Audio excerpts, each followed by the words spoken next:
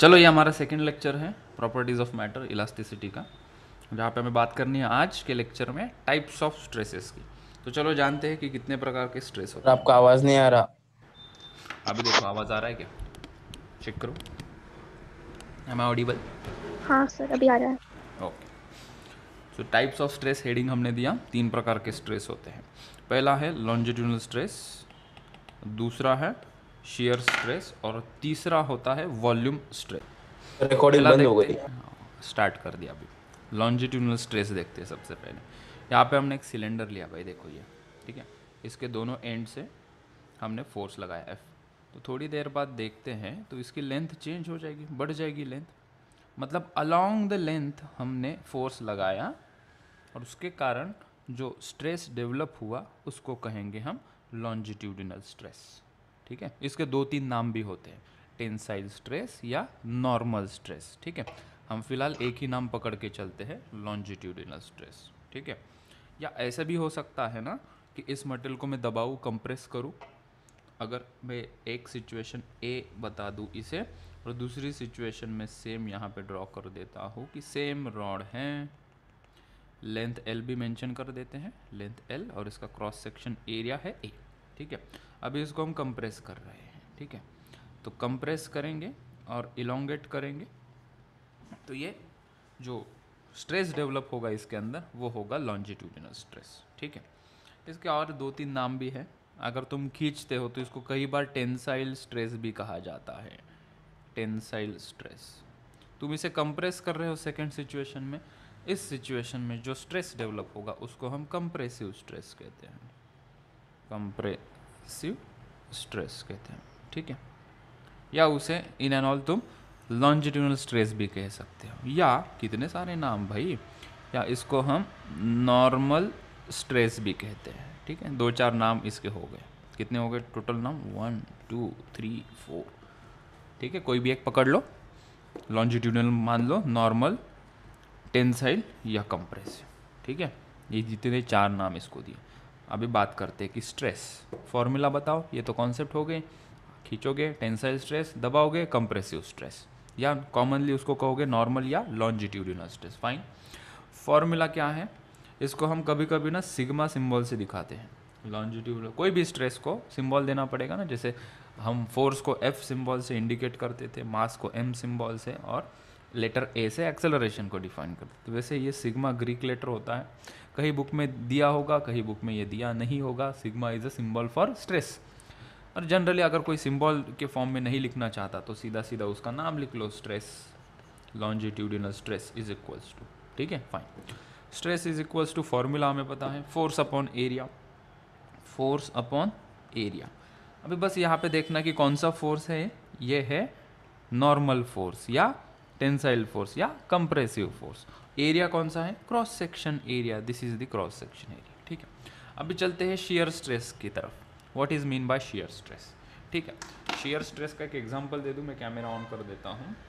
Okay, तो मेरे पास एक पेन है। अगर इस पेन के अंदर मुझे लॉन्जिट्यूडिनल स्ट्रेस डेवलप करना है, ठीक है, तो इसका ढक्कन निकाल देता हूँ भाई, ठीक है। ये मेरे पास पेन है, इसके अंदर मुझे लॉन्जिट्यूडिनल स्ट्रेस डेवलप करना है, ठीक है। टेंसाइल या कंप्रेसिव? पहले हम टेंसाइल स्ट्रेस डेवलप करके देखेंगे। तो मुझे फोर्स कैसे लगाना पड़ेगा? इसको ऐसे खींचना पड़ेगा ना, अलॉन्ग इट्स लेंथ मुझे फोर्स लगाना पड़ेगा। तो जो स्ट्रेस डेवलप होगा वो होगा लॉन्जिट्यूडनल स्ट्रेस। कौन से टाइप का होगा वो? टेंसाइल स्ट्रेस होगा। कंप्रेसिव स्ट्रेस कैसे डेवलप करोगे? अलॉन्ग द लेंथ उसको कंप्रेस करो, ठीक है। तो जो स्ट्रेस डेवलप होगा उसके अंदर वो होगा कंप्रेसिव स्ट्रेस, ठीक है। तो आपने सर फोर्स लगाया बाहर की तरफ या अंदर की तरफ, तो स्ट्रेस डेवलप हुआ, ये पता कैसे चलेगा? हमें पता कैसे चलेगा कि अंदर स्ट्रेस डेवलप हुआ है नहीं हुआ है? वो एक क्वांटिटी हमें आगे चल के देगी, स्ट्रेन। मतलब उसकी लेंथ कितनी बढ़ गई जब हमने नॉर्मली उसको फोर्स लगाया, वो हमें पता चलेगा कि स्ट्रेस कितना डेवलप हुआ है, ठीक है। तो ये 2 बातें थी वेरी सिंपल लॉन्जिट्यूडिनल स्ट्रेस के बारे में। अभी नेक्स्ट हमने लिखा है शियर स्ट्रेस। शियर स्ट्रेस कब आएगा? देखो, यही पेन के एग्जांपल से मैं समझा सकता हूँ। ये पेन है मेरे पास, पहले हमने इसको अलॉन्ग द लेंथ खींचा था या कंप्रेस किया था, फाइन। अभी इसको मैं एक जगह से पकड़ लेता हूँ, ठीक है। और मैं फोर्स ऐसे लगाता हूँ इसको, तो टूट सकता है ना, ऐसे डिस्टॉर्ट हो गया, उसकी लेंथ देखो थोड़ा टेढ़ा करने से ये इसका शेप चेंज हो जाएगा। मतलब मैं यहाँ पे फोर्स कैसे लगाया, फोर्स का डायरेक्शन कैसा है, उसको हम कहेंगे tangent to the body. Tangent होता है ना ये, ऐसा टेंजेंट होता है ना ये, सो अलोंग द टेंजेंट। पहले लॉन्जिट्यूड में क्या था, अलोंग द लेंथ, लेंथ के बाहर की तरफ या लेंथ के अंदर की तरफ, तो वो स्ट्रेस कौन सा था, लॉन्जिट्यूडनल स्ट्रेस। उसके कौन से टाइप थे, दो, टेंसाइल एंड कंप्रेसिव। अभी क्या बता रहा हूँ मैं, शियर स्ट्रेस। शियर स्ट्रेस के लिए फोर्स का डायरेक्शन देखना है बस, ठीक है, बाकी सब फॉर्मूला वगैरह सेम है, फोर्स अपॉन एरिया। यहाँ पे फोर्स का डायरेक्शन कैसा है, परपेंडिकुलर या टेंजेंट टू द बॉडी। तो ये जो स्ट्रेस डेवलप होगा that stress will be called as shear stress. अभी लिख लेते हैं इसके बारे में इंफॉर्मेशन, ठीक है। तो शियर स्ट्रेस, कोई डायग्राम, तो यही डायग्राम अगर वर्टिकली हम लगाएंगे, कलर चेंज कर लूँ, ये रहा, तो यहाँ पे कोई एक सिलेंडर, ज़रूरी नहीं कि सिलेंड्रिकल शेप लिया जाए, हमारे बेटर अंडरस्टैंडिंग के लिए हम सिलेंड्रिकल शेप से बता रहे हैं, ठीक है। स्क्वायर शेप भी हो सकता, कोई भी शेप हो सकता, एक जगह से पकड़ के रखना। अभी पकड़ के रखने के लिए वो डायग्राम में कॉम्प्लिकेशंस होंगे, तो मैं कहता हूँ कि ये फिक्स है, एक एंड से ये कैसा है, फिक्स है, यहाँ से हमने उसको फिक्स कर दिया, और जो फोर्स लगा रहे हैं हम इसके ऊपर वो इस दिशा में लगा रहे हैं, परपेंडिकुलर टू इट्स एक्सिस। ये एक्सिस के कैसा है, फोर्स परपेंडिकुलर है। पहले सिचुएशन में देखा तो एक्सिस के अलोंग फोर्स है, ठीक है। तो ऐसा करने से क्या होगा भाई, ऐसा करने से थोड़ी देर बाद हम देखते हैं कि ये जो है बॉडी थोड़ी टिल्ट हो जाएगी, बेंड हो जाएगी, टेढ़ी हो जाएगी, जो अच्छा लगे वो बोलो। ये बॉडी ऐसी हो जाएगी, ठीक है, थोड़ी ऐसी हो जाएगी, ठीक है।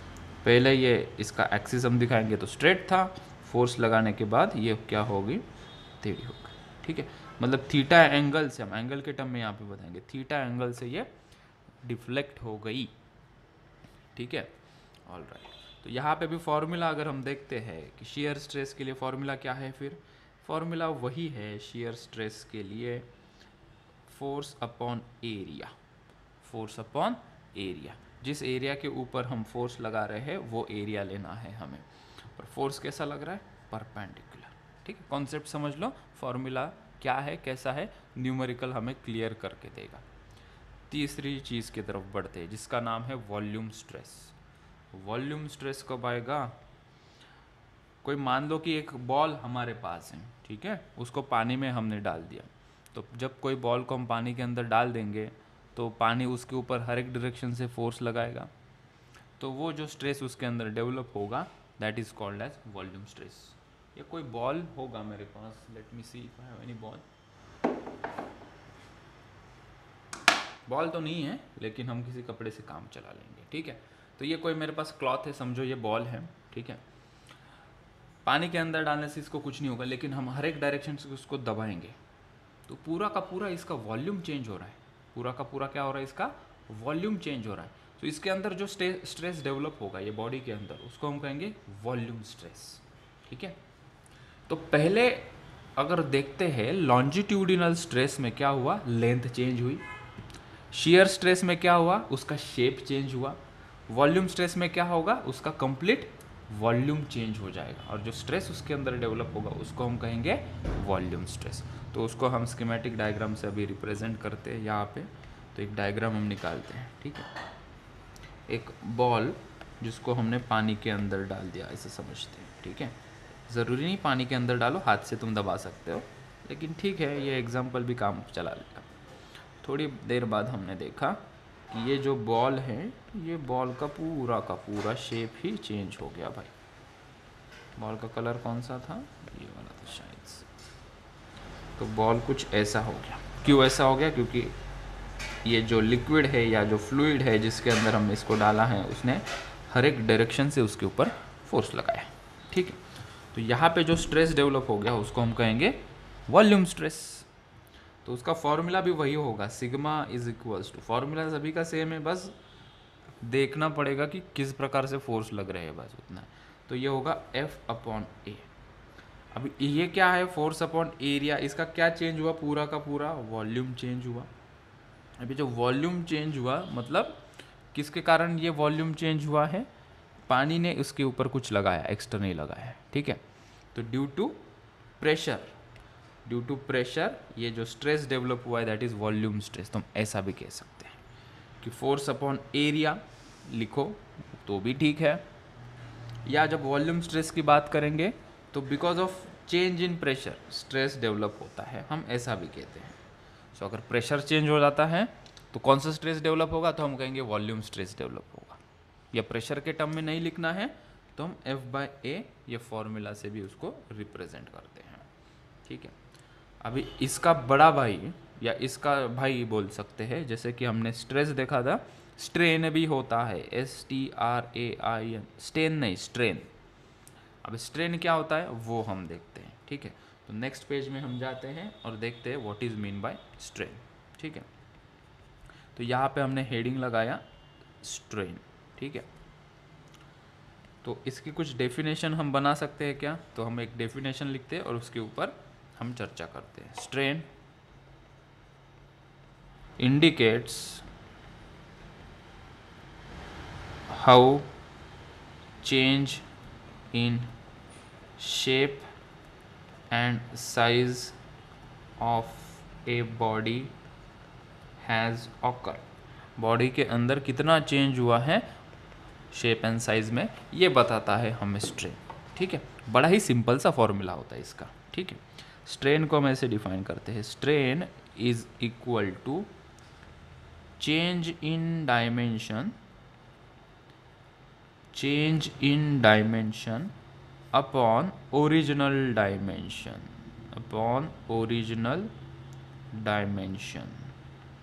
ठीक है। Change in dimension upon original dimension क्या है, तो वो हम इसके साथ कोरिलेट करेंगे कि अगर हम लॉन्जिट्यूडिनल स्ट्रेस डेवलप करते हैं बॉडी के अंदर तो कौन से टाइप का स्ट्रेन डेवलप होगा, शियर स्ट्रेस डेवलप हुआ तो कौन से टाइप का स्ट्रेन डेवलप होगा, और वॉल्यूम स्ट्रेस अगर बॉडी के अंदर डेवलप होता है तो कौन से टाइप का स्ट्रेन डेवलप होगा। तो वो भी बड़ा सिंपल है। तो स्ट्रेन 3 प्रकार के होते हैं, एक है लॉन्जिट्यूडिनल स्ट्रेन, दूसरा होगा गेस करो शियर स्ट्रेन, और तीसरा होगा कौन सा, वॉल्यूम स्ट्रेन, ठीक है। अच्छा, तो हम इसको टेबल बना लेते हैं एक, और जैसे हमने स्ट्रेस को समझा है वैसे ही स्ट्रेन के फॉर्मूला हम डिफाइन करते हैं, ठीक है। तो एक टेबल बनाते हैं यहाँ पे,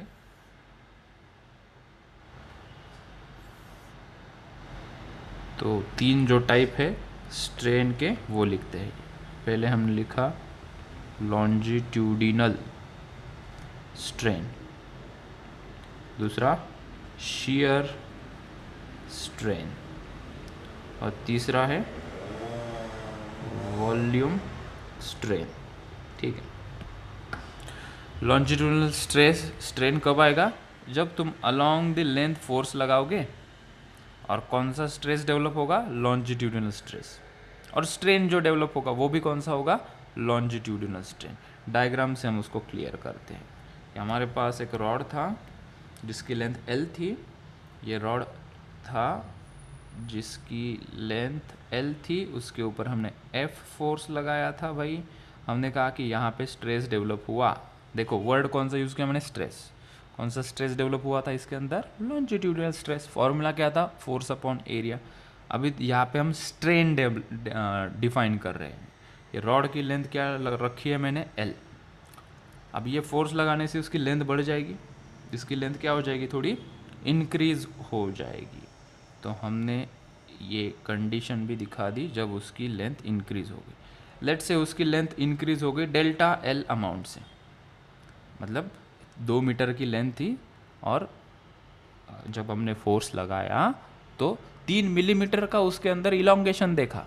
तो हमने कहा कि वो 3 मिलीमीटर क्या है, चेंज इन लेंथ। जितनी बड़ी ओरिजिनल L थी, L प्लस डेल्टा L हो गई अभी लेंथ, ठीक है। तो हम यहाँ पे अभी स्ट्रेन कैसे डिफाइन करेंगे, तो हम यहाँ पे लिखेंगे strain is equals to, strain को ये सिंबल से, एप्सिलॉन सिंबल से भी दिखाया जाता है, जैसे sigma is for stress, epsilon is for strain. So strain क्या कहता है, फॉर्मूला हमारे पास है चेंज इन डायमेंशन।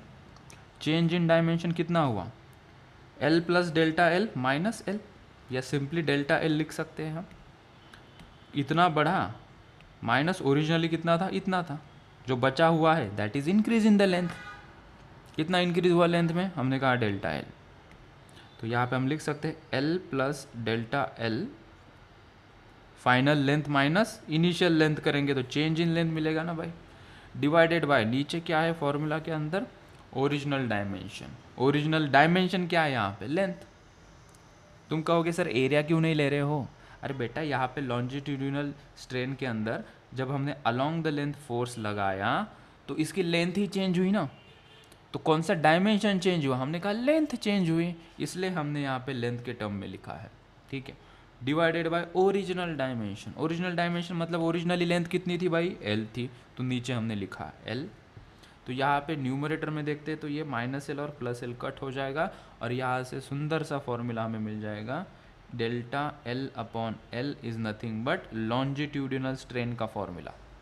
कितनी लेंथ चेंज हुई अपॉन कितनी पहले से थी, इसको हम कहेंगे स्ट्रेन। अगर मैं पूछूं तुम लोगों को इसका यूनिट बताओ मुझे क्या होगा, कोई बोल सकता है मुझे इसका यूनिट? हाँ सर वो रेशियो है ना तो यूनिटलेस होगा। So it is the ratio of the same quantity, it is unitless. मतलब अगर ये मिलीमीटर में है तो लेंथ भी मीटर या मिलीमीटर में होगी, तो दोनों कट हो जाएंगे। इट इज़ अ यूनिटलेस, तो यहाँ पे ही हम लिख लेंगे strain is unitless quantity, strain is unitless quantity. अगर ये यूनिटलेस क्वांटिटी है तो ये स्केलर वेक्टर ऐसे बोलने की ज़रूरत नहीं, क्योंकि ये जस्ट एक नंबर बता रहा है हमें। स्ट्रेन क्या दे रहा है हमें, एक नंबर बता रहा है, 2 आएगा, 3 आएगा, 0.05 आएगा, 10⁻⁴ आएगा। तो ना ये स्केलर क्वांटिटी है ना ये वेक्टर क्वांटिटी है, ये जस्ट एक नंबर है, ठीक है। And what is strain, strain निकाल के क्या करोगे, हमें ये पता चलेगा इससे कि डायमेंशन में कितना चेंज हो रहा है। जब हमने एफ फोर्स लगाया तो बॉडी के डायमेंशन में कितना चेंज हो रहा है।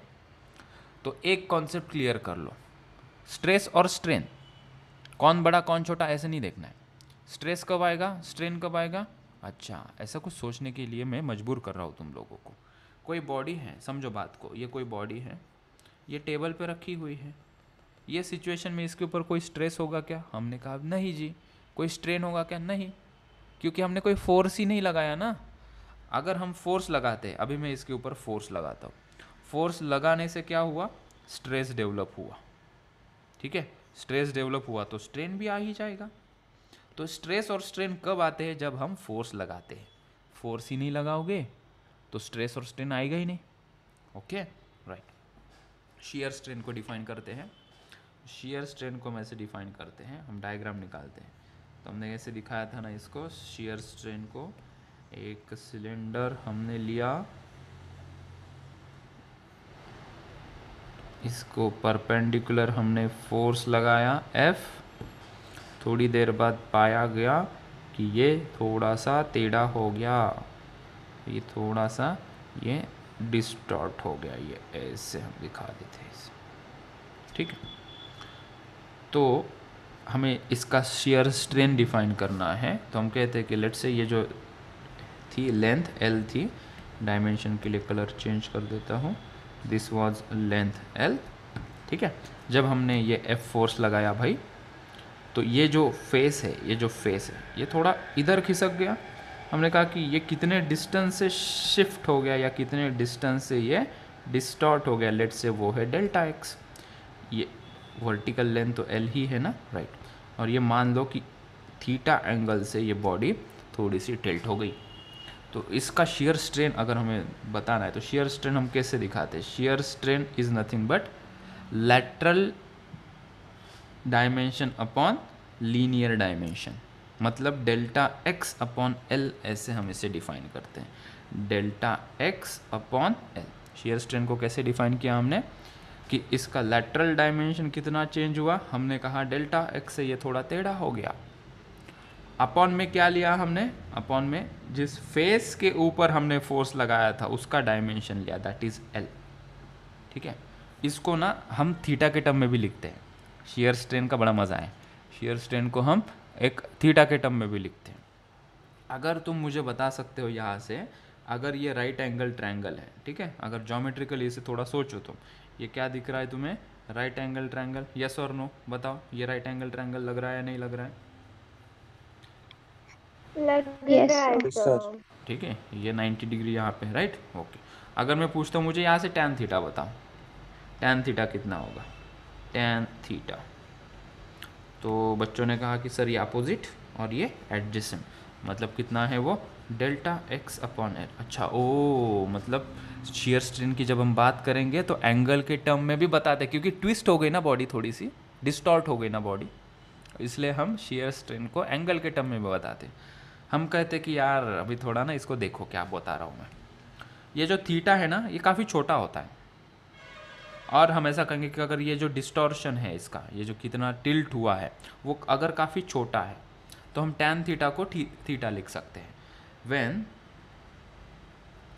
थीटा कब छोटा होगा, when delta x is small, delta x अगर स्मॉल है तो थीटा भी कैसा होगा, स्मॉल होगा।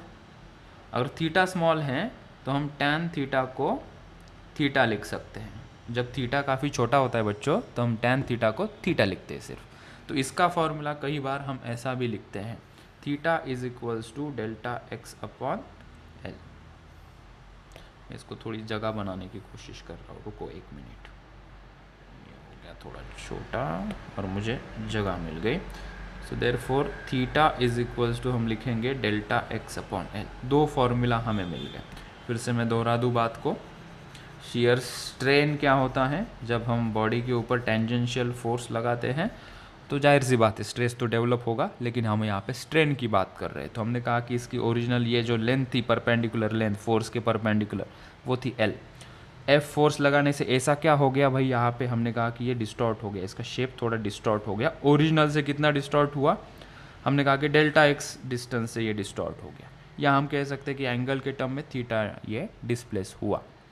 एक्सप्लेन कैसे किया हमने शियर स्ट्रेन को, एडजेसेंट साइड या ये सामने वाली साइड डेल्टा एक्स अपॉन ये इसकी एल लेंथ, ओरिजिनल लेंथ कितनी थी वो साइड की एल, इससे हमने डिफाइन किया। So delta x upon L, इससे हमने उसको डिफाइन किया।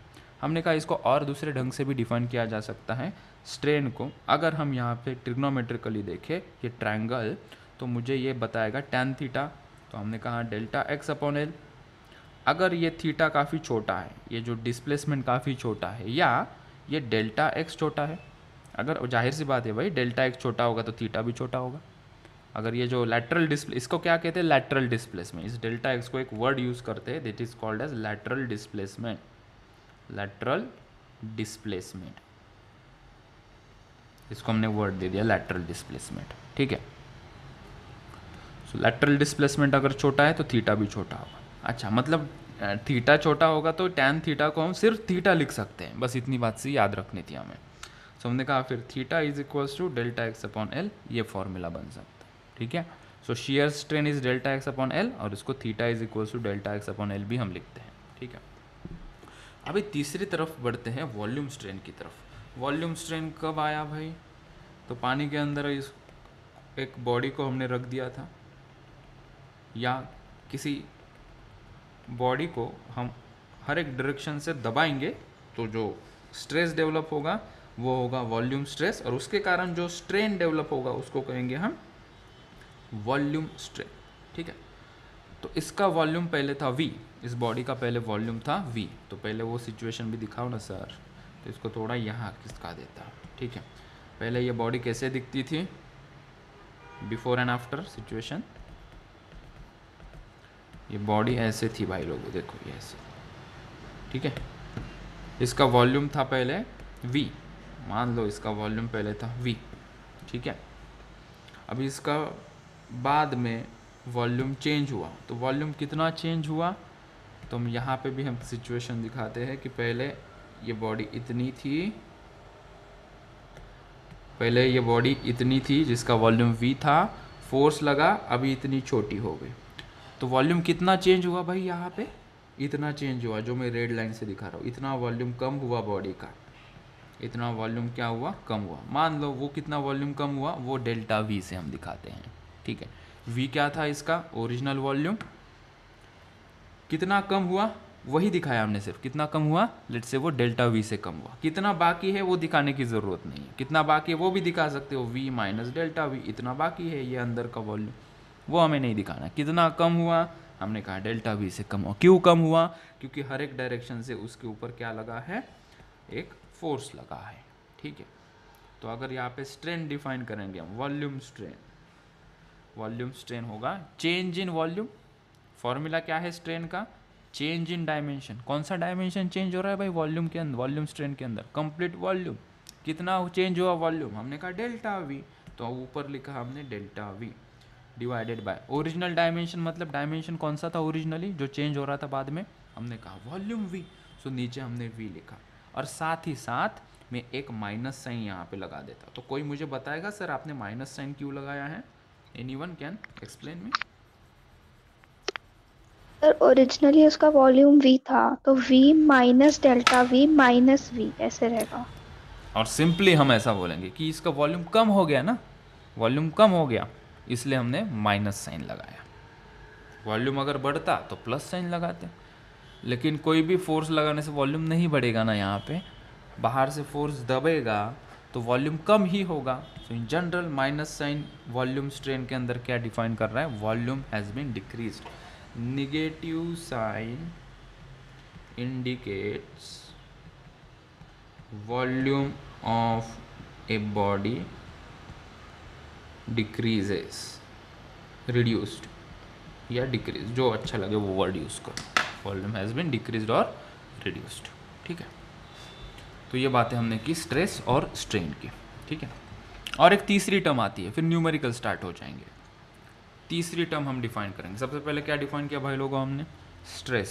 स्ट्रेस कितने प्रकार के पढ़े हमने, मेजरली 3 प्रकार के, longitudinal, shear and volume stress. Longitudinal को 2 पार्ट में हमने सब डिवाइड किया, that is tensile and compressive.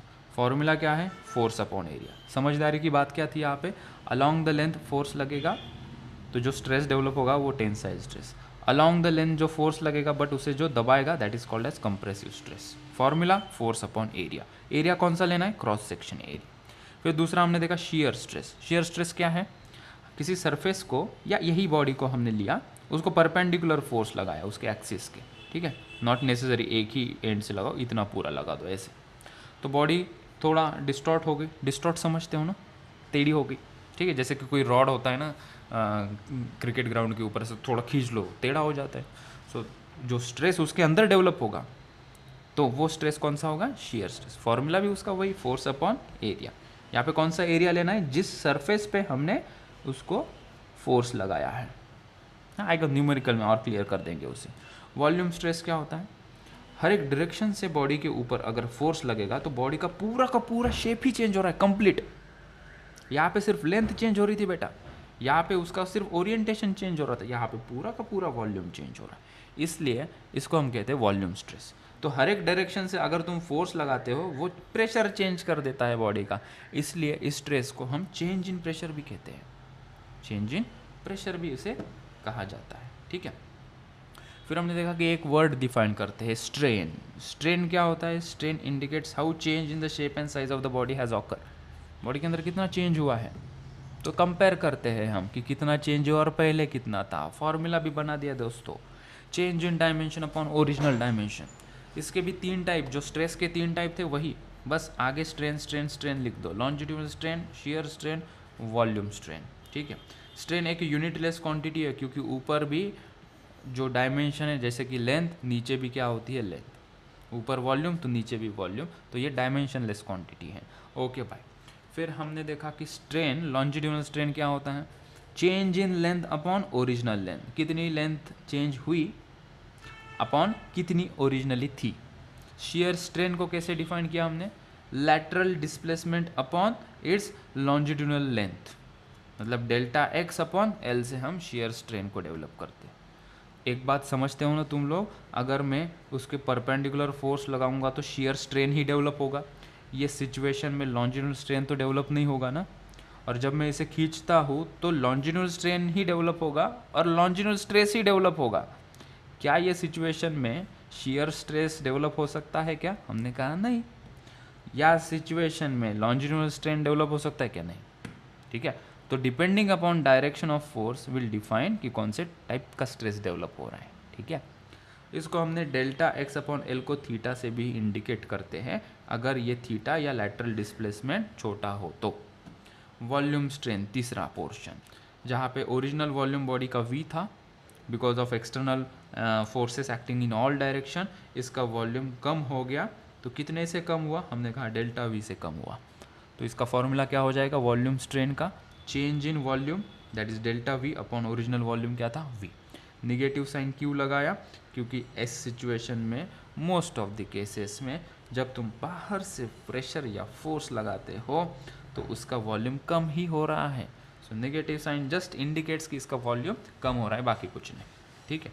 आगे चलते हैं, अभी एक चीज़ समझते हैं जिसका नाम है मॉड्यूलस, ठीक है। यस बताओ। सर जब एखादा ऑब्जेक्ट अगर टेबल पर स्टेशनरी रखा होगा तब उसका ग्रेविटेशनल फोर्स कंसिडर करेंगे क्या? ग्रेविटेशनल फोर्स इतना अफेक्ट नहीं करेगा। वो कब अफेक्ट करेगा कि कोई रॉड को तुम लटका दो, सीलिंग के ऊपर किसी रॉड को तुम लटका दो, ये सीलिंग है उसके ऊपर एक बॉडी है, इस बॉडी को लटका दो, तब ग्रेविटेशनल फोर्स इलोंगेट करेगा, तब ग्रेविटेशनल फोर्स स्ट्रेस डेवलप करेगा। तुमने टेबल के ऊपर रख दिया तो नहीं होगा, क्योंकि नॉर्मल रिएक्शन और mg एक दूसरे को बैलेंस कर देंगे, तो इसके अंदर कोई स्कोप नहीं रहेगा कि इसके अंदर स्ट्रेस डेवलप हो। तो वो सिचुएशन आगे हमें आएगी न्यूमेरिकल में। सीलिंग के ऊपर हमने एक रॉड लटका दिया तो इसके वेट के कारण, खुद के वेट के कारण ये थोड़ा खींचा जाएगा। Yes, so gravity will also play a role to produce a stress, but not in all the cases, ठीक है। हम उसे भी करेंगे न्यूमेरिकल में, ठीक है। हम यहाँ पे एक हेडिंग दो अभी मैं, चलो आगे बच्चों, किसी को कुछ पूछना हो सर एक तो डाउट बताइए। था। हाँ यस पूछो। सर वो वॉल्यूम स्ट्रेन और स्ट्रेस में वो जो फोर्स लगता है वो ह्यूमन फोर्स रहेगा या बायएंट फोर्स रहेगा? वो हम देखो, ये यहाँ पे बॉयंट फोर्स का कैसे लगता है, नीचे से लगता है ऊपर की तरफ, तो बॉयंट फोर्स की हम बात नहीं कर रहे यहाँ पे।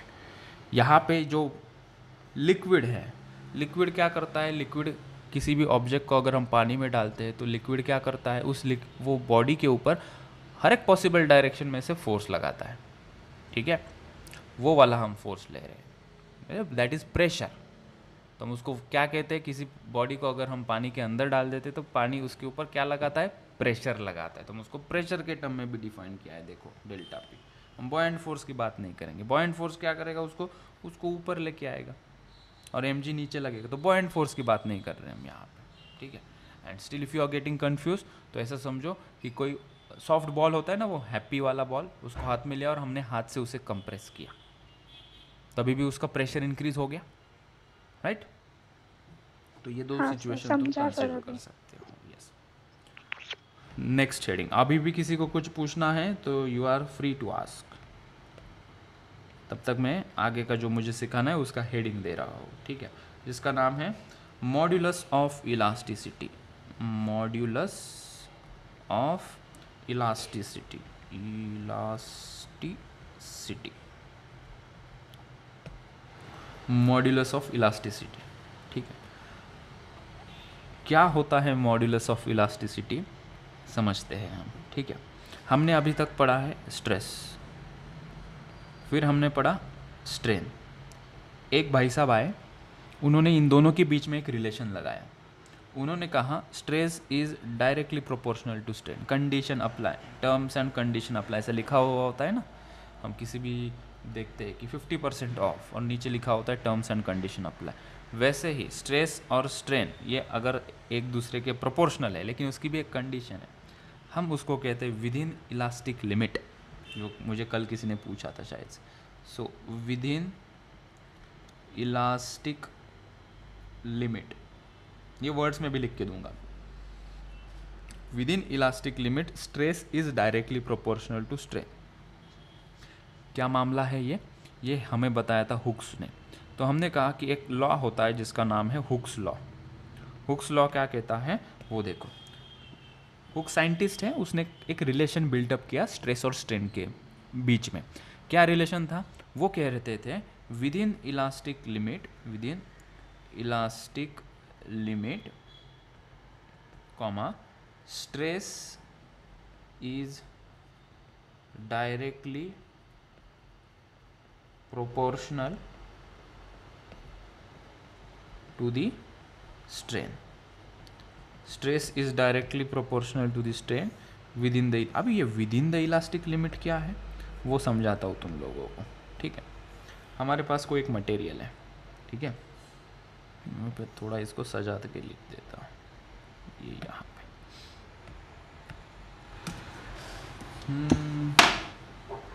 चलो मेरे पास और एक ये मेरी ये हेलमेट की कांच है, ठीक है, ये भी कुछ हद तक इलास्टिक है, राइट। देखो देखो मैं दिखा पा रहा हूँ क्या, कैसा ओरिएंटेशन रखूँ इसका, हाँ ये देखो, ठीक है। अभी मैं इसके ऊपर फोर्स लगाता हूँ, ठीक है, ये फोर्स लगाया मैंने, तो मुझे बताओ कौन सा टाइप का फोर्स लगा रहा हूँ मैं इसके ऊपर, लॉन्जिट्यूडिनल शेयर या वॉल्यूम वाला। यानी केसेस इस वायर, इस हेलमेट के वाइजर के ऊपर मैं कौन से टाइप का फोर्स लगा रहा हूँ, यहाँ पे ऑब्जर्व करो, पॉइंट ऑफ एप्लीकेशन लॉन्गिट्यूडनल। मुझे लग रहा है शेयर भी लग रहा है थोड़ा सा, ठीक है, तो हम उसके झमेले में नहीं पड़ते, ठीक है। कोई प्रकार का हमने फोर्स लगाया तो कोई स्ट्रेस इसमें डेवलप हो रहा है, लॉन्जिट्यूडनल भी हो रहा है और थोड़ा शेयर भी हो रहा है, ठीक है, फॉर योर काइंड इन्फॉर्मेशन, ठीक है। उसके ऊपर फोकस नहीं करना है, मेरा फोकस यहाँ पे है कि मैं इसको कंप्रेस कर रहा हूँ और छोड़ दे रहा हूँ, तो ये रिगेन कर रहा है 100%, यस रिगेन कर रहा है, रिगेन ही करेगा, नहीं तो मेरे हेलमेट के कांच को मैं इतना ख़राब क्यों करूँगा, ठीक है। तो थोड़ा बहुत मैं फोर्स लगा रहा हूँ, स्ट्रेस डेवलप हो रहा है और स्ट्रेन भी डेवलप हो रहा है, इसका ओरिएंटेशन चेंज हो रहा है ना, और थोड़ा बहुत इलॉन्गेशन भी हो रहा है लेंथ, माइक्रोस्कोपिकली देखोगे तो, ठीक है। अगर मैं बहुत ज़्यादा फोर्स लगा दूँ तो क्या होगा, बहुत ज़्यादा फोर्स लगा दूँ तो क्या होगा, तो वो ब्रेक हो जाएगा, ये ब्रेक हो जाएगा। तो जब ये ब्रेक हो जाएगा तो स्ट्रेस और स्ट्रेन क्या होगा, ख़त्म हो जाएगा ना, टूट जाएगी ना बॉडी। तब स्ट्रेस और स्ट्रेन का कोई रिलेशन हम बिल्डअप कर पाएंगे क्या, नहीं कर पाएंगे। उससे भी थोड़ा एक साधारण सा एग्जांपल देता हूँ, ठीक है। मेरे पास ये कुछ क्लॉथ है, ठीक है, इसको मैं खींच सकता हूँ, देखो ये इलास्टिक है, थोड़ा सा खींच सकता हूँ मैं, ठीक है। इसको खींचा, मैं छोड़ देता हूँ, आ गया अपने ओरिजिनल शेप एंड साइज़ में ये, ठीक है, बात सही है। लेकिन मैं इसको अगर बहुत ज़्यादा खींचता हूँ, बहुत ज़्यादा खींचता हूँ और छोड़ देता हूँ, तो पॉसिबिलिटी है कि ये परमानेंटली कुछ इलोंगेट ही रह जाए। जैसे हमारा टी शर्ट होता है ना, टी शर्ट का नेक ब्रांड न्यू होता है तो एकदम से परफेक्टली है होता है, हम हमारा सर उसके अंदर डालते तो थोड़ा इंक्रीज हो जाता है, बाद में छोड़ दो तो कुछ दिनों बाद क्या होता है, ये नेक जो है, जो यहाँ पे जो इलास्टिक बैंड होता है वो परमानेंटली इलोंगेट हो जाता है और बड़ा हो जाता है, right.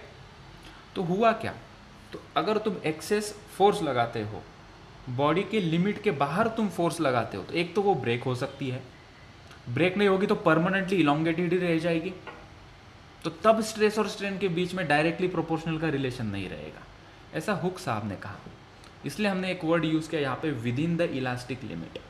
So within the elastic limit मतलब हर एक बॉडी की अपनी अपनी कुछ क्षमता होती है ना, इसकी कुछ क्षमता है, ये इतना सा फोर्स लगा तो ये कहेगा कोई बात नहीं भाई, मैं वापस रिगेन कर दूंगा मेरी शेप एंड साइज। अगर मैं इसको थोड़ा और ज़्यादा फोर्स लगाता हूँ तो ये वो कहेगा कि यार मैं परमानेंटली इलोंगेट हो गया अभी, ठीक है। तो हम परमानेंटली इलोंगेट या ब्रेक नहीं करेंगे, within the comfortable range, within the comfortable range अगर हम एक्सटर्नल फोर्स लगाते हैं तो stress is directly proportional to strain, बस इतनी सी बात है, ठीक है। तो प्रोपोर्शनलिटी साइन, अभी हम स्क्रीन के ऊपर चले जाते हैं, अब हम प्रोपोर्शनलिटी साइन को हटाएंगे तो क्या आता है बच्चों, तुम्हें याद होगा, प्रोपोर्शनलिटी साइन हटा के मुझे इक्वल टू लगाना होता है तो कुछ साथ में गिफ्ट आता है ना, वो गिफ्ट क्या होता है, कांस्टेंट। तो यहाँ पे वो कांस्टेंट आ जाएगा। तो हमने कहा कि अगर हम इसको प्रोपोर्शनलिटी साइन को हटाएंगे तो एक कांस्टेंट आएगा, मान लो उसका कुछ सिंबल ले लेता हूँ मैं, अड़म गड़म गड़म गड़म ई सिंबल से वो कांस्टेंट को मैंने दिखाया, और इनटू क्या है, अभी ये स्ट्रेन है, ठीक है। छी ये लिखना मुझे अच्छा नहीं लग रहा, मैं ई के टर्म में लिखना चाहता हूँ, तो ई को क्या लिख सकते हैं भाई हम, स्ट्रेस अपॉन स्ट्रेन, ठीक है। तो इसको हमने बॉक्स किया, तो ये जो कांस्टेंट हमें मिला है, ये कांस्टेंट हमें कुछ इन्फॉर्मेशन दे रहा है, एरा गेरा कांस्टेंट नहीं है, ये इन्फॉर्मेटिव कांस्टेंट है। इस कांस्टेंट को हम क्या नाम देंगे, गेस करो, जो हेडिंग है ये सब टॉपिक का, हुक्स कांस्टेंट। हुक्स कांस्टेंट से ऊपर जाते हैं तो एक और हेडिंग हमें मिल रहा है, मॉड्यूलस ऑफ इलास्टिसिटी। तो इस ई को हमने नाम दिया, that is modulus of elasticity. बताऊंगा उसका मीनिंग क्या है, अभी ये तो मैथमेटिकली हमने निकाला है बस। तो इसको हमने कहा मॉड्यूलस ऑफ इलास्टिसिटी, ठीक है, दैट इज कैपिटल ई। ठीक है, ठीक है, ये तो ठीक है भाई, विद इन द इलास्टिक तुमने बॉडी को खींचा तो स्ट्रेस डेवलप होगा ऑब्वियसली, और स्ट्रेन डेवलप होगा। हुक्स ने क्या किया, बस इनका रिलेशन लगा दिया कि ये डायरेक्टली प्रोपोर्शनल है। उसके अंदर एक कांस्टेंट आया ई, इस ई का इंपॉर्टेंस समझते हैं कि ई से क्या इंफॉर्मेशन हमें मिलेगी। ठीक है, तो ई को हम कहते हैं कि it is a property of material, ये बताता है कि तुम्हारा मटेरियल कैसा बिहेव करता है। सो इसको हम कहते हैं कि it indicates property of material. It represents, ये सही वर्ड होगा, it represents property of material. Property मतलब वो नहीं कि उसके पास 1 एकड़ जगह है, 2 एकड़ जगह, वो प्रॉपर्टी नहीं। मटेरियल कैसा है, स्टील है, रबर है, ग्लास है, तो हर एक मटेरियल का अपनी अपनी क्षमता होगी। ग्लास की कुछ अलग क्षमता होगी, हमारे पास ये जो क्लॉथ था उसकी कुछ अलग क्षमता होगी, स्टील, उसके बाद कॉपर, एल्यूमिनियम के ऊपर तुम जब फोर्स लगाओगे तो सबकी इलास्टिक लिमिट अलग हो सकती है ना। हर एक मटेरियल अगर अलग है तो सबकी इलोंगेट होने की क्षमता भी अलग होगी। तो वो कौन बताएगा, वो बताएगा हमें ये मॉड्यूलस ऑफ इलास्टिसिटी, जो हमें उसकी प्रॉपर्टी बताता है मटेरियल की। ठीक है, मतलब यहाँ से पता चलेगा कि जब हम बिल्डिंग कंस्ट्रक्ट करेंगे तो मुझे कौन से स्टैंडर्ड का या कौन से ग्रेड का या कौन से टाइप का मटेरियल मुझे यूज़ करना है।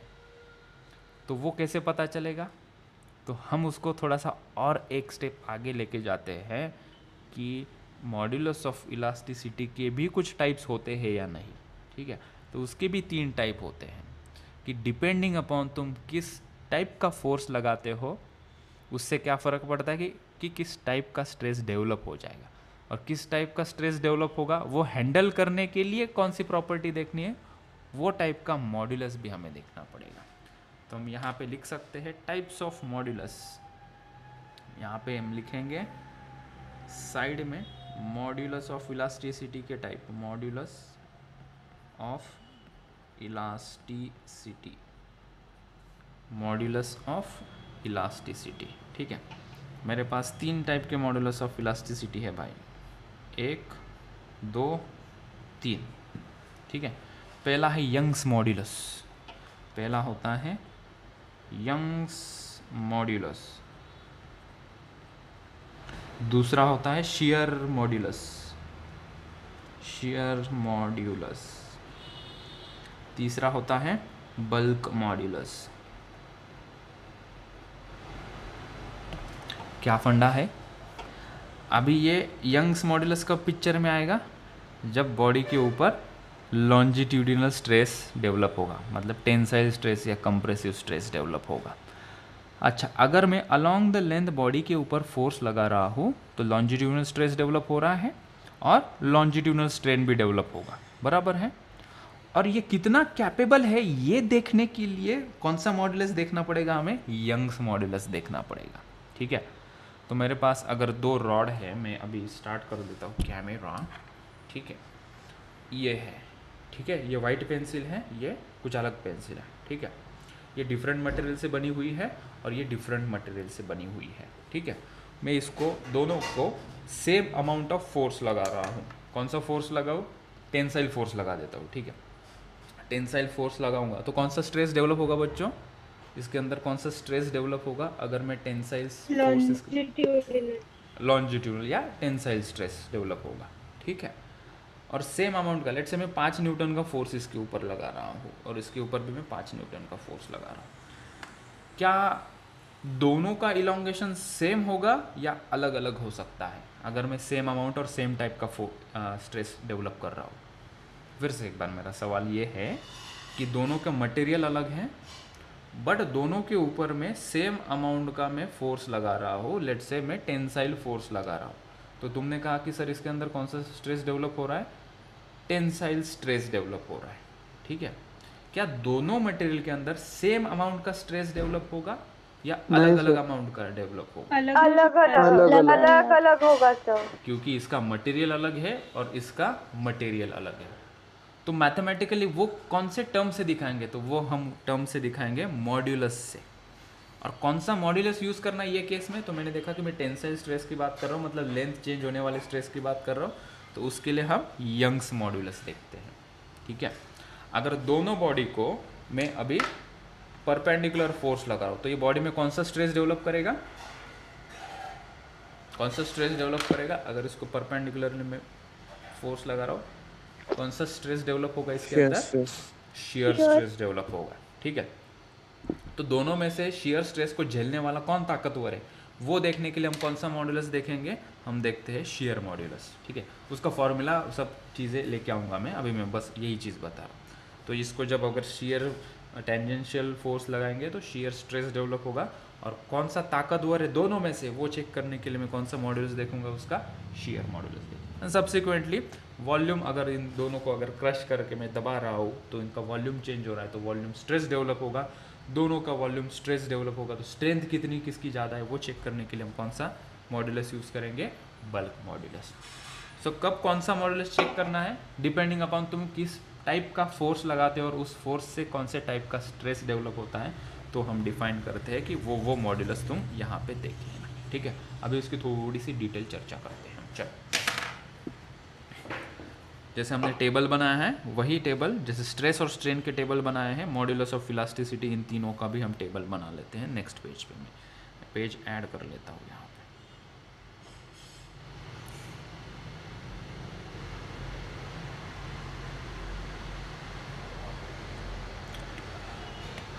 हेडिंग भी दिया तो चलेगा ना।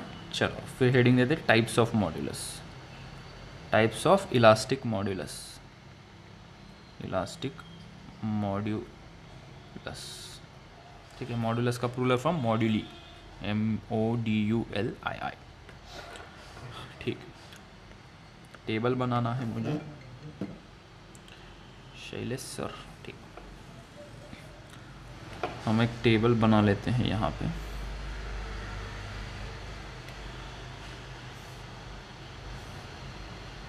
शाकालाका बूम की पेंसिल, हमें स्ट्रेट लाइन दो प्लीज़। हाँ, मिल गई स्ट्रेट लाइन, और एक स्ट्रेट लाइन चाहिए, वो भी मिल गई मुझे। मुझे मॉड्यूलस बताना है 3 मॉड्यूलस, तो मैं टेबल बना रहा हूँ से 3। ठीक है, पहला है यंग्स मॉड्यूलस, नाम वैसा है, साइंटिस्ट का नाम था young, he will be young, इसलिए यंग्स मॉड्यूलस। मॉड्यूलस वो कंप्लीट नाम इसको हमें कहते हैं यंग्स मॉड्यूलस ऑफ इलास्टिसिटी। दूसरा है शियर मॉड्यूलस ऑफ इलास्टिसिटी। यहाँ से टॉपिक ग्रिप पकड़ रहा है, थोड़ा कंसंट्रेट करो, डिफ़िकल्ट नहीं है, बस ध्यान भटकाओ मत इधर उधर। बल्क मॉड्यूलस ऑफ इलास्टिसिटी, ये हमारा तीसरा पार्ट है। ठीक है, यंग्स मॉड्यूलस क्या होता है, सीधे सीधे फॉर्मूला है ये। Young's modulus nothing but, modulus का फॉर्मूला क्या है, स्ट्रेस अपॉन स्ट्रेन। अरे यंग्स मॉड्यूलस में ये फॉर्मूला ही लेके आता हूँ तुम लोगों के लिए। चलो, ये आया फॉर्मूला मेरे साथ, कॉपी पेस्ट, थोड़ा छोटा ये। ठीक है, स्ट्रेस अपॉन स्ट्रेन का ratio is nothing but elastic modulus. उसमें से कौन सा मॉडुलस देख रहे हैं हम, यंग्स मॉडुलस। तो स्ट्रेस के पहले एक वर्ड लगा दो, लॉन्जिट्यूडिनल। सो longitudinal stress divided bye longitudinal या लॉन्जिट्यूडिनल, जो कुछ कहते हो तुम इंग्लिश में, वो into strain. Longitudinal stress upon longitudinal strain, इसका जो रेशो होता है उसको हम कहते हैं यंग्स मॉडुलस। अभी तुम लोगों को लॉन्जिट्यूडिनल स्ट्रेस पता है, that is force upon area. Longitudinal strain भी पता है, कोई बताएगा, मैं भूल गया रे, क्या होता है लॉन्जिट्यूडिनल स्ट्रेन? Delta L. तो ये जो नीचे वाला एल है वो ऊपर जाएगा और ए नीचे आएगा, क्योंकि न्यूमरेटर का डिनोमिनेटर डिनोमिनेटर में, डिनोमिनेटर का डिनोमिनेटर न्यूमरेटर में। तो ये हो जाएगा F into L divided by A into delta L. तो यंग्स मॉडुलस का फॉर्मूला हमें बन गया, ये हो गया एफ एल अपॉन ए इंटू डेल्टा एल। ये कब लगेगा भाई? जब तुम उसको खींचोगे अलोंग द लेंथ, तब किसकी बात करेंगे हम? यंग्स मॉडुलस की बात करेंगे। शेयर मॉडुलस क्या होगा फिर? शेयर मॉडुलस को, हाँ, यंग्स मॉडुलस को हम वाई लेटर से डिफाइन करते हैं। वाई जनरलाइज हमें बताना है मॉडुलस, तो वो ई होगा। स्पेसिफिक हमारा यंग्स मॉडुलस को डिफाइन करना है तो हम वाई सिंबल से डिफाइन करेंगे। ठीक है, इसकी यूनिट के बारे में भी बात कर लेते हैं। चलो, इसका यूनिट क्या होगा यंग्स मॉडुलस का? तो हमने देखा लॉन्जिट्यूडनल स्ट्रेस है ऊपर, longitudinal stress is nothing but force upon area. मतलब इसका यूनिट क्या है? Newton per metre square. It is unitless. नीचे में तो कुछ है ही नहीं, यूनिटलेस है। मतलब जो स्ट्रेस का यूनिट होता है वही मॉडुलस का यूनिट होता है, that is Newton per metre square. भाई डिनोमिनेटर में लॉन्जिट्यूडनल स्ट्रेन है, स्ट्रेन को कोई यूनिट नहीं है। कोई यूनिट नहीं मतलब जीरो नहीं लिखते हम, 1 लिखना वहाँ पे। तो it is nothing but unitless. So जो स्ट्रेस का यूनिट होता है वही मॉडुलस का यूनिट होता है। ठीक है, यहाँ पे भी लिख सकते हो तुम, न्यूटन पर मीटर स्क्वायर, इधर भी लिखते हो। चलो शेयर स्ट्रेस की बात करते हैं हम, शेयर मॉडुलस की बात करते हैं। उसको हम कैपिटल जी से दिखाते हैं। तो यहाँ पे हम लिखेंगे ऊपर शेयर स्ट्रेस ऑब्वियसली, और divided by shear stress upon longitudinal strain मत करना। शेयर स्ट्रेस है तो नीचे शेयर स्ट्रेन ही लिखना होता है, शेयर स्ट्रेन। तो अभी रिमिक्स का ज़माना है ना, नहीं तो लॉन्जिट्यूडनल स्ट्रेस ले लोगे और नीचे शेयर स्ट्रेन है। नहीं, ऐसा कोई मॉडुलस नहीं होता है। ठीक, हाँ, तो क्या बात कर रहा था मैं? शेयर स्ट्रेस का फॉर्मूला वो तो होता है force upon area. Shear strain को कैसे डिफाइन करते हैं हम? Delta x upon L. तो जी बन गया एफ इंटू एल अपॉन ए इंटू डेल्टा एक्स। इसको भी बॉक्स किया जाए।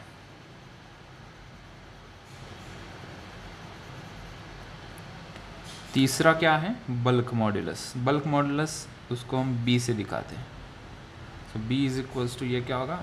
फटाफट से रिपीटेटिव चीज़ें हैं, volume stress divided by volume strain. So B is equals to, volume stress क्या होता है? Force upon area. स्ट्रेस का तो तीनों के लिए सेम फॉर्मूला है बेटा। और स्ट्रेन क्या होता है? Minus delta V upon V by V. तो इसको फॉर्मूला ऊपर नीचे थोड़ा एडजस्टमेंट करके F V upon minus delta V into A. ठीक है, तो हमने एक स्ट्रॉन्ग फाउंडेशन यहाँ पे क्रिएट कर दिया। जो हमें मॉडुलस की इंफॉर्मेशन मिली, हमें स्ट्रेस की इंफॉर्मेशन मिली, हमें स्ट्रेन की इंफॉर्मेशन मिली है। ठीक है, तो आज के लेक्चर में इतना काफ़ी है। हम मंडे को इसके ऊपर के न्यूमेरिकल्स स्टार्ट